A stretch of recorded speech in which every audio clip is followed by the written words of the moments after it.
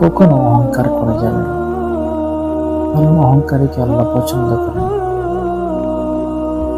যারা আপনাকে কষ্ট দেয়, আপনি তাদেরকে অভিশাপ দেবেন না, তাদের জন্য আল্লাহর কাছে দোয়া করবেন।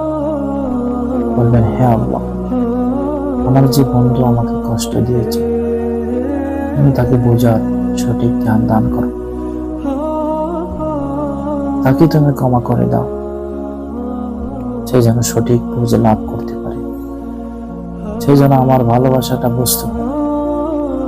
সে না বুঝে আমাকে কষ্ট দিয়েছে, আমি তাকে কষ্ট দিতে চাই না।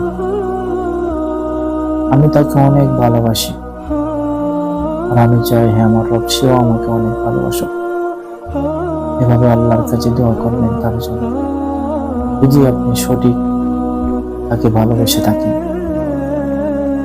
যাকে ভালোবাসবেন তাকে ঘৃণা করবেন না, তাকে অভিশাপ দেবেন না, কারণ অভিশাপকারীকে আল্লাহ ঘৃণা করেন, অভিশাপকারীকে আল্লাহ পছন্দ করেন। এই কথাটা সবসময় আপনারা ইয়াদ রাখবেন। কারো গিফট করবেন না, কারণ গিফটকারীকে আল্লাহ পছন্দ করেন না। গিফটকারীকে আল্লাহ মুনাফিকের সাথে তুলনা করেছেন। যারা গিফট করে তারা নিম্নস্তরে থাকে, আর যারা মানুষের উপকার করে তারা সবসময় উপরে থাকে, সম্মানের সাথে থাকে।